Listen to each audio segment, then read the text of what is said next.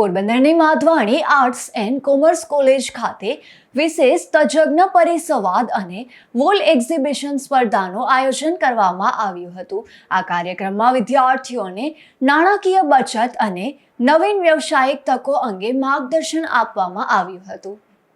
આ કાર્યક્રમમાં બીબીએના પ્રથમ, દ્વિતીય અને પાંચમા સેમેસ્ટરના વિદ્યાર્થીઓએ ભાગ લીધો હતો. આ કાર્યક્રમની શરૂઆત સરસ્વતી વંદના સાથે કરવામાં આવી હતી. ત્યારબાદ મહાનુભાવોનું સ્વાગત કરવામાં આવ્યું હતું, જેમાં કોલેજના ઇન્ચાર્જ પ્રિન્સિપાલે વિદ્યાર્થીઓને વર્ગખંડની બહારની દુનિયામાં આવનારા પડકારો માટે તૈયાર રહેવા અને અભ્યાસની સાથે કૌશલ્ય વિકાસ પર ભાર મૂકવા આહ્વાન કર્યું હતું. આ પ્રસંગે વાઇસ પ્રિન્સિપાલે પણ વિદ્યાર્થીઓને પ્રોત્સાહિત કર્યા હતા. આ પરિસંવાદમાં જિલ્લા આયોજન અધિકારીએ વિદ્યાર્થીઓ સાથે સીધો સંવાદ કરી પોરબંદર ક્ષેત્રે ભવિષ્યમાં ઊભી થનારી નવી તકો અંગે માર્ગદર્શન આપ્યું હતું.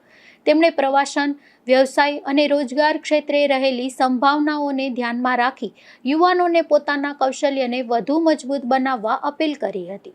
જ્યારે ગુજરાત સરકારના joint commissioner of industries DR પરમારે ઇન્ક્યુબેશન સેન્ટર, સ્ટાર્ટઅપ અને નવા વ્યવસાય શરૂ કરવા ઈચ્છુક યુવાનો માટે ઉપલબ્ધ માર્ગદર્શન અને સહાય અંગે માહિતી આપી હતી.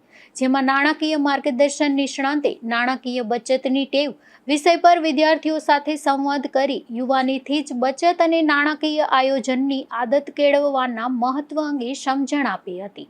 અને પરિસંવાદ બાદ વોલ એક્ઝિબિશન સ્પર્ધાનું આયોજન કરવામાં આવ્યું હતું, જેમાં વિદ્યાર્થીઓ દ્વારા આશરે 55 જેટલી કૃતિઓ રજૂ કરવામાં આવી હતી.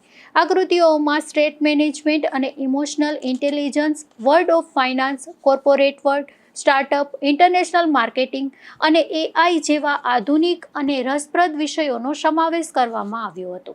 તો પ્રથમ, દ્વિતીય અને પાંચમા સેમેસ્ટરની શ્રેષ્ઠ કૃતિઓને પસંદ કરી વિદ્યાર્થીઓને સર્ટિફિકેટ અને પ્રોત્સાહક ઇનામો એનાયત કરવામાં આવ્યા હતા. આ કાર્યક્રમના સફળ આયોજનમાં કોલેજના અધ્યાપકો અને મેનેજમેન્ટ વિભાગના અધ્યક્ષ ડૉક્ટર પારમિતા મહેતા તથા સહસંયોજક ડૉક્ટર બિંદિયા સોનીએ મહત્વપૂર્ણ ભૂમિકા ભજવી હતી.